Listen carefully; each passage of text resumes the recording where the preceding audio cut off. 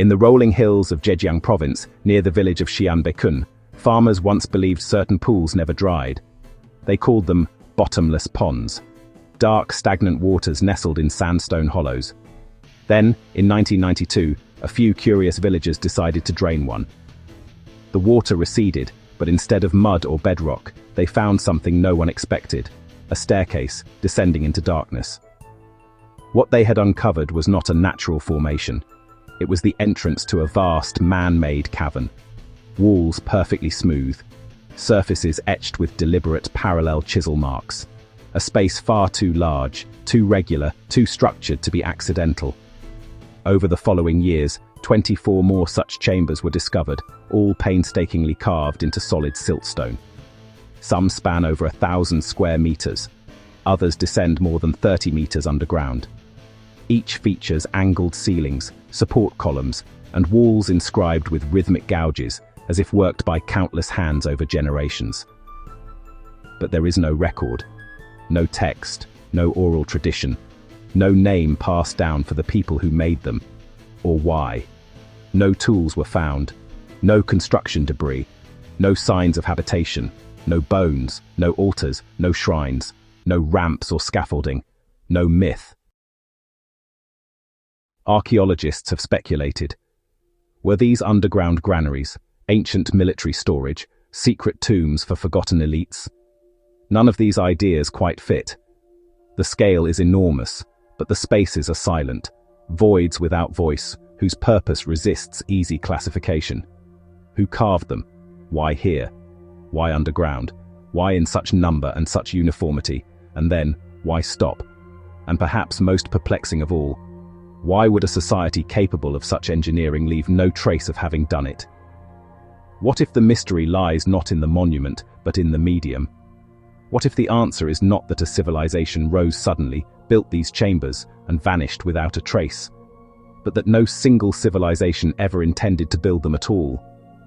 What if these caves were never built in the traditional sense, but formed, layer by layer, not through grand design, but through habit? What if they are not the product of one generation's ambition, but the residue of many generations' utility? And what if the material that drove their creation wasn't gold or grain or secret knowledge, but something far more humble, far more ephemeral, and far more transformative? Chalk. This analysis proposes an original thesis for your consideration. The Longyou caves are not evidence of a lost civilization or sudden technological leap, but the long-term product of a Paleolithic to Neolithic continuum shaped by generations of functional interaction with chalk-bearing sandstone. We propose that these caves originated from primitive methods to obtain chalk, first encountered by chance, then harvested deliberately, and finally managed through increasingly refined environmental interventions. Where others see architecture, we see infrastructure. Where others see mystery, we see the sediment of habit. And where others seek ritual, we trace utility, feedback, and cognition. At the heart of this hypothesis is chalk itself, not merely a material, but a medium. A precursor to writing, a tool of thought, and a driver of technological transformation. Its ephemerality may explain why its use left no textual record, and yet its impact may underlie the very emergence of durable inscription. To understand this developmental arc, we analyze the theory in 7 stages, each represented as a triadic system of interacting elements. These triads are not linear sequences, but mutually reinforcing networks, where each component supports and reshapes the others. They reflect a broader systems model of innovation, emergence, and cultural memory. What follows is a detailed narrative of these stages, accompanied by corresponding triadic interpretations. We begin not with monuments, but with the quiet noticing of residue in stone, and trace how this single insight, reinforced across generations, may have hollowed mountains. In the beginning, there is no industry, no plan, no architecture, only weather and stone. Rain falls onto soft sandstone hills. Water gathers in shallow depressions. It lingers for days, sometimes weeks. When the pools recede, they leave behind a pale film clinging to the rock. It is powdery, unlike sand, and it adheres faintly to fingers. The first human engagement is not technical, it is tactile. Someone rubs the residue between thumb and forefinger. Someone drags it across a darker rock and sees a bright line appear. That line is the turning point, a mark where none existed before. It is visible at a distance. It can be shaped into curves and figures. It can be erased with a sweep of the hand. The environment has produced not just a substance, but a medium. Geological happenstance intersects with human curiosity, and something new emerges: the ability to externalize thought without permanence. Once that use is discovered, perception sharpens.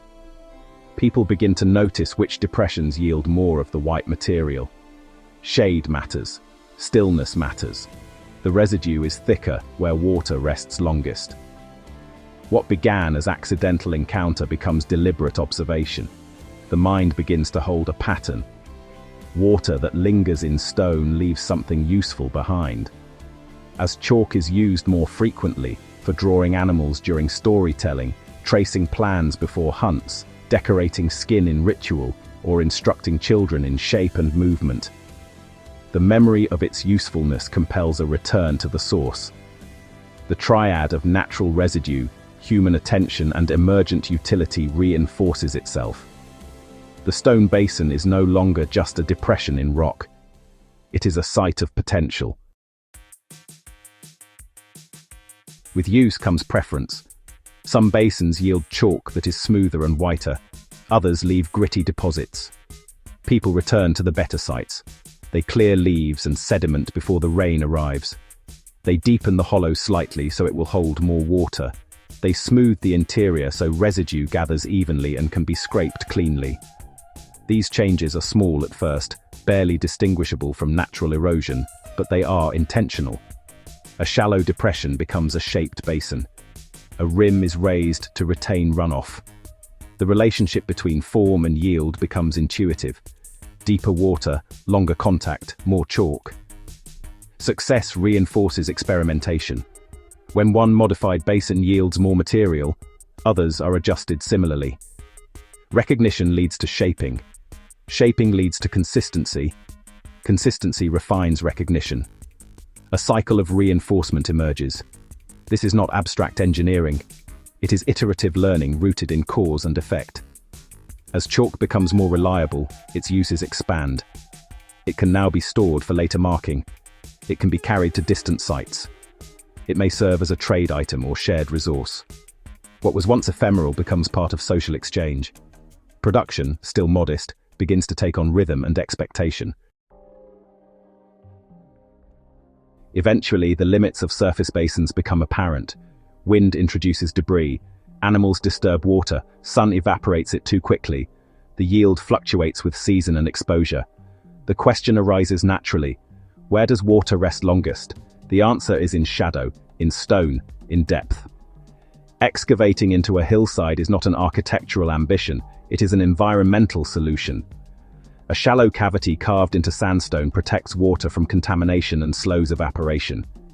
The air inside is cooler. The water sits undisturbed for extended periods. When removed or allowed to recede, the walls are scraped. The yield is greater, cleaner, more predictable. The first cavities are likely small, yet their success invites repetition. Adjacent hollows are carved, leaving stone between them for support. Horizontal expansion proves unstable. Vertical excavation is safer. Pillars are not conceived as structural design elements, but are simply what remains to prevent collapse. Depth becomes the axis of growth. In this stage, the cave is born not as dwelling or temple, but as controlled environment. The triadic convergence of limitation, innovation, and stability gives rise to the first true subterranean spaces. The hill begins to hollow, not from grand vision, but from incremental necessity. As chambers deepen, evaporation inside becomes slow and inefficient. Water remains damp in cool air. At some point, a conceptual pivot occurs. Drying need not happen underground. What matters is not evaporation within the chamber, but prolonged contact between water and stone. The cave becomes a place of soaking, not drying. Water is allowed to stand until it becomes heavy with whatever the stone imparts. Then it is lifted out by bucket, rope, or siphon, and spread into shallow exterior pans where sun and wind complete the process. Evaporation accelerates. Chalk accumulates more quickly and can be harvested safely and efficiently. This shift is non-linear. It reframes the entire system. Instead of passive waiting, production becomes mediated. Underground chambers serve one role, surface basins serve another. The workflow separates into stages. Yield increases not because more stone is removed at once, but because process becomes structured. The cave is now a saturation tank. The exterior landscape becomes a drying field. What appears later as monumental excavation is in fact infrastructure for a distributed cycle of leaching and harvest. By the time the system reaches maturity, excavation is no longer exploratory. It follows a rhythm tied directly to water cycles. A chamber fills, it soaks, it is drained, then, and only then, excavation resumes. The workers do not dig blindly, they dig until they reach stone that has not yet been in prolonged contact with water. Stone that is dry, unworked, and therefore newly productive for the next cycle.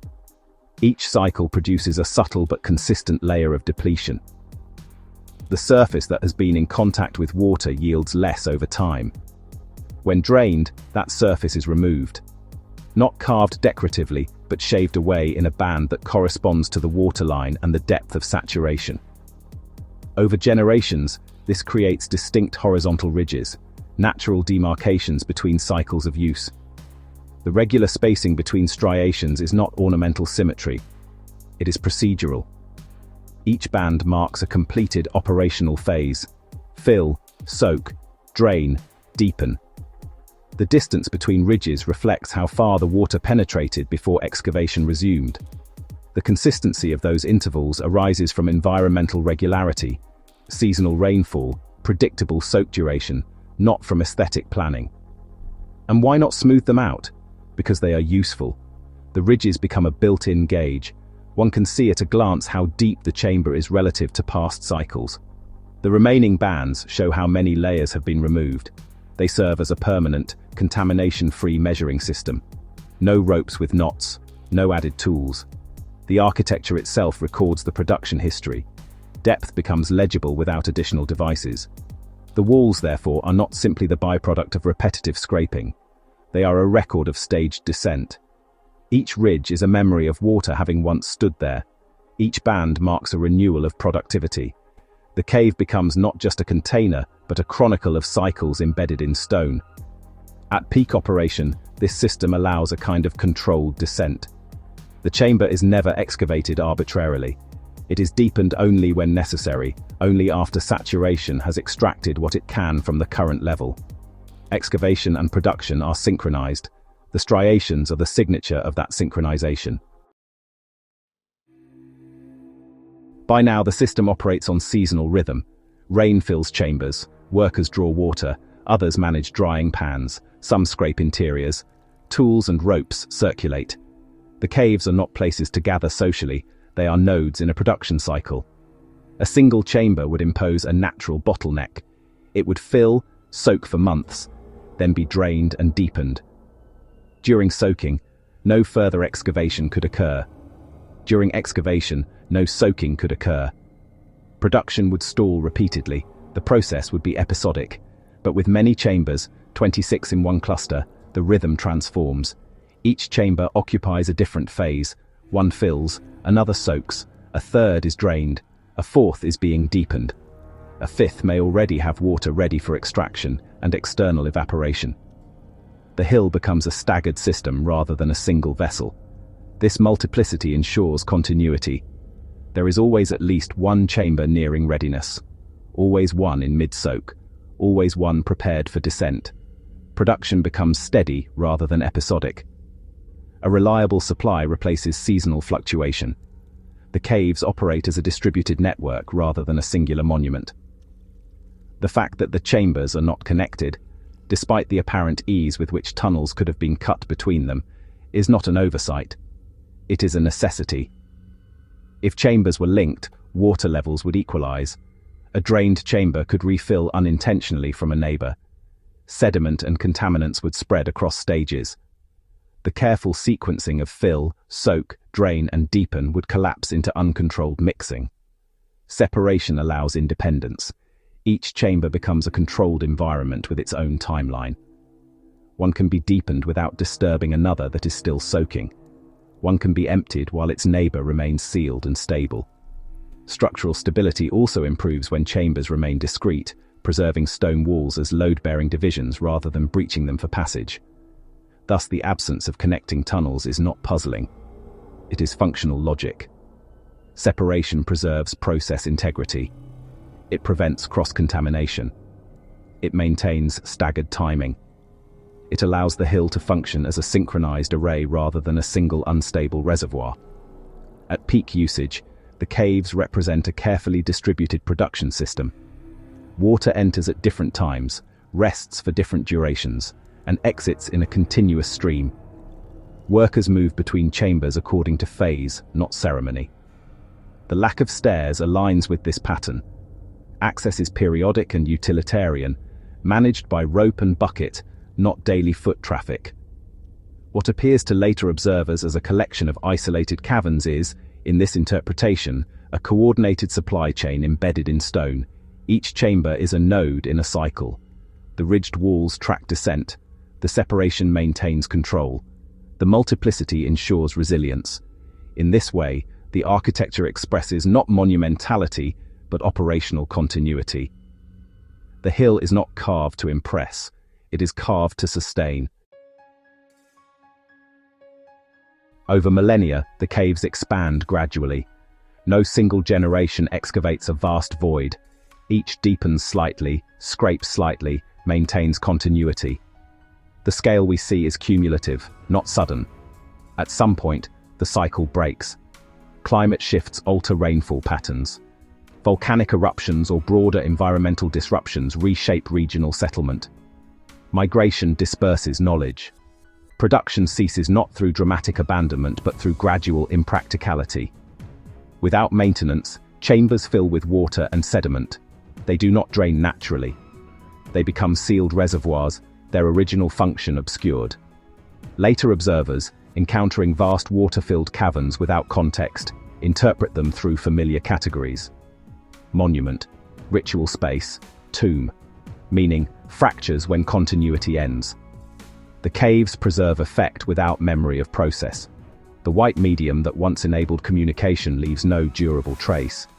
The architecture remains, stripped of narrative. In this telling, the Longyou caves are not the product of sudden ambition, but of persistent interaction between stone, water, and human curiosity. Geological chance met cognitive utility, which met incremental adaptation. Over vast time, habit became structure, and when habit ceased, structure endured alone. The Longyou caves defy classification within conventional archaeological frameworks. Their massive scale, geometric precision, and the unusual lack of inscriptions, artifacts, or any historical record have led many to interpret them as a mystery of sudden construction, monumental, yet unmoored. But mystery in this case may actually be a symptom of misplaced expectations. By reframing the caves as infrastructural cisterns for chalk leaching, constructed iteratively over millennia through practical, seasonal use rather than singular monumental intent, we can recover a plausible narrative of origin, one grounded in the slow tempo of habit, adaptation, and cultural feedback. From this framework, we propose the following developmental timeline aligning with the Holocene recovery from the Younger Dryas impact event. Initial discovery and use, 10,000 to 9,000 BCE. In the early Holocene, as glaciers receded and the climate stabilized, southern China supported dense and diverse forager communities. It is within this post-glacial context that humans likely first encountered naturally deposited chalk residue in shallow sandstone basins. As rain pooled and evaporated, it left visible powder behind, a medium that was easily manipulated, erased, and reused. The discovery of chalk's utility for marking, drawing, and teaching may have occurred before pottery, metallurgy, or agriculture, placing it as one of humanity's earliest tools for cognitive externalization. iterative basin modification between 9000 and 7000 BCE. Over generations, preferred basins were subtly enhanced. Depressions were widened, smoothed, and deepened. These were not yet caves in any modern sense, but proto-cisterns, sites of seasonal use, adapted through small interventions. The absence of durable material culture from this stage is consistent with what we know of other early Holocene sites, which often lack habitation debris but show evidence of repeated activity. The result was a feedback system. Better basins yielded better chalk, which improved teaching, planning, and symbolic thinking, reinforcing return and refinement. Subterranean expansion between 7000 and 5000 BCE. As chalk use intensified, surface leaching systems proved limiting. Deeper cavities enabled longer water residence, cleaner mineral accumulation, and less evaporation loss. With each cycle, a thin, mineral-depleted layer of stone was scraped away, exposing fresh leachable sandstone. Over centuries, vertical deepening became the dominant form of expansion. The now iconic chisel marks, regular, parallel, and systematic, are not decorative, but the fossilized record of chalk harvesting labor repeated over millennia. These structures are the cumulative result of seasonal cycles, not the product of elite command or sudden construction. Importantly, this phase predates Chinese glyphic writing, which begins to appear around 7000 BCE and develops more fully by 4000 to 3000 BCE in the Yangtze and Yellow River basins. We argue that chalk itself may have served as a medium that enabled early symbolic development, a cognitive precursor to glyphic writing, and that this production system may have indirectly catalyzed the emergence of durable inscriptions by providing the tools of iteration, rehearsal, and planning. Peak systemization and decline from about 5000 to 2000 BCE. By this time, metal tools, likely copper or early bronze, may have been used to streamline scraping and excavation, producing the deep, smooth-walled cisterns visible today. Chalk production was no longer experimental. It had become specialized infrastructure. Water was drawn, mineralized through saturation, and lifted for drying in exterior pans. Geometry, symmetry, and pillar systems emerged not from design principles, but from the logic of repetition, safety, and sediment removal. The uniformity of the caves reflects generational standardization, not architectural ambition. However, by around 2000 BCE, ink-based writing systems, brush tools, and emerging record-keeping bureaucracies had begun to displace chalk as a cognitive medium. Simultaneously, environmental shifts, population mobility, or disruption of trade routes may have rendered chalk leaching obsolete. With no symbolic, funerary, or residential function, the caves were gradually abandoned without ceremony. Left untended, they flooded naturally, preserving their internal features through mineral-rich water that discouraged microbial erosion. The dating model we propose situates the Longyou caves within a vastly older continuum than traditionally imagined, beginning shortly after the last ice age, evolving incrementally over 5 millennia, and concluding before the rise of China's recorded dynasties. This framework invites a fundamental re-evaluation not just of the caves themselves, but of how we interpret prehistoric labor, innovation, and memory. It suggests that large-scale structures need not originate from monumental ambitions or centralized authority. They can emerge instead from habit, shaped by necessity, refined by observation, and preserved by function. Geometry becomes the byproduct of repetition, architecture, the residue of interaction. If the caves were leaching tanks used for chalk extraction, as argued here, then what has previously appeared as mystery, lack of inscriptions, absence of habitation, uniform chisel marks, historical silence, becomes a logical consequence of prolonged utilitarian practice. The cave walls preserve not narrative but rhythm, the scraped patterns of tools used seasonally, across generations, to remove the mineral-depleted surface and expose fresh stone. The uniformity seen across chambers is not the outcome of planning in the architectural sense, but of shared tools, shared methods, and shared time. Confirming or falsifying this model requires a new kind of archaeological attention. Detailed mineralogical analyses should be undertaken to measure calcium carbonate gradients across successive layers of the cave walls, to determine whether leaching occurred progressively inward. Sediment cores from submerged chambers may reveal organic traces or environmental proxies that can be radiometrically dated, providing temporal anchors. Microstratigraphic study of chisel marks could help identify changes in tool composition and technique, correlating with known technological transitions in the region. Nearby landscapes should be surveyed for intermediary forms, shallow, modulated basins that might represent earlier phases of this process, overlooked because they do not resemble architecture. And above all, research should look not for what we think of as cultural residue, burials, artifacts, temples, but for functional continuities, the grooves of water movement, the patterns of residue collection, the logic of labor over time. If this theory proves correct, then the Longyou caves are not only older than dynastic China, they may be part of the substrate from which complex culture emerged. Their story is not one of sudden brilliance, but of long attention. They offer a glimpse into a mode of thinking that does not distinguish clearly between tool and environment, between medium and message, between mark and meaning.